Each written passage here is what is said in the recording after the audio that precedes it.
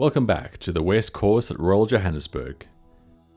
In 2022, the two nines were switched as part of the course's redevelopment, and this has arguably created a stronger finish to the layout as a result. The back nine is characterized by some incredible risk-reward opportunities, great variety off the tee, and an exciting finish in front of the newly created Old Oak restaurant. Let's get into it here. We get underway with a pretty straightforward par 4, offering no major hazards. The fairway slopes from left to right as you play it, with the drive down the right side giving you the best approach to the green.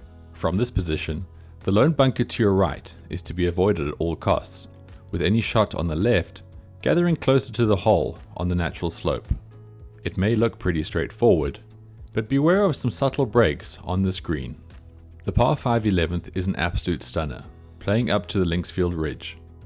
Doglegging from left to right, the short hitter can aim directly at the bunker, with the longer players taking their drives over the trees on the right. Reachable in 2, the aim is to keep it up the left side here, as the lone defense of the green is again on the right side. An all-round terrific scoring opportunity here, if you can keep it on the short stuff.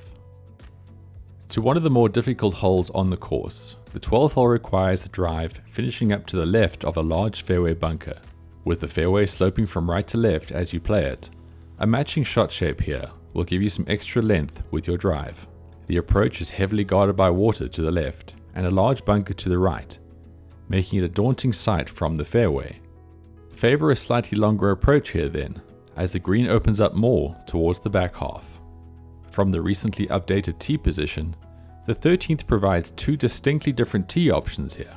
One is to play it safe to the immediate fairway section in front of you with an iron or hybrid. The other, for the longer hitter, is to rip a driver over the bridge to the section short of the green. Both options come with a need for precision as landing areas are tight, and both options will still be left with a trickier approach to a sharply contoured green with a large bowl section to the front and trouble waiting on either side. As challenging as it is beautiful, this is a great par 4. The shortest hole on the property, the 14th, is however no pushover.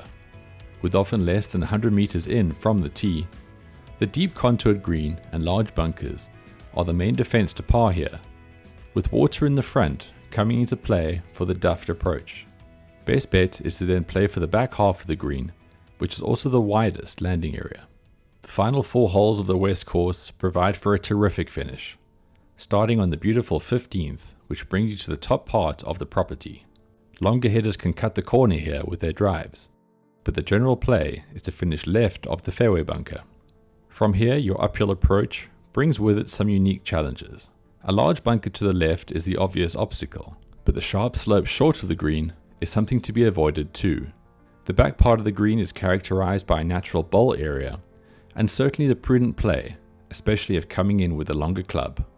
A true test of one's golfing ability, the par 4 16th hole is rated the toughest on the course. The average drive will gather into a small valley section where the right side is more favorable. From here, it's a semi-blind uphill approach to a green well guarded on the left side.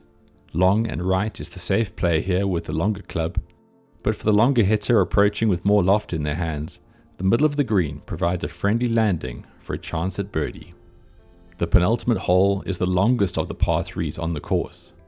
Bunkerless around the putting surface, a series of slopes and a deep green make the approach a tricky one though. And though golf in the high veld of Johannesburg isn't known for providing much wind, if there is ever any around, you will feel it on this hole, which will create some indecision with club selection. Onto a very fitting finishing hole, the par 5 18th. From a tight opening at the tee, the landing area is a relatively generous one, favoring a right to left ball flight.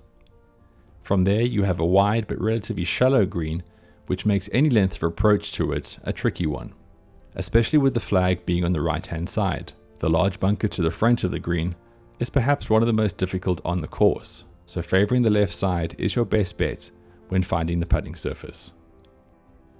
No matter how you get on during a round, the West Course at Royal Johannesburg is always one you'll look forward to coming back to, with each new season providing a different set of challenges and an enjoyable golfing opportunity.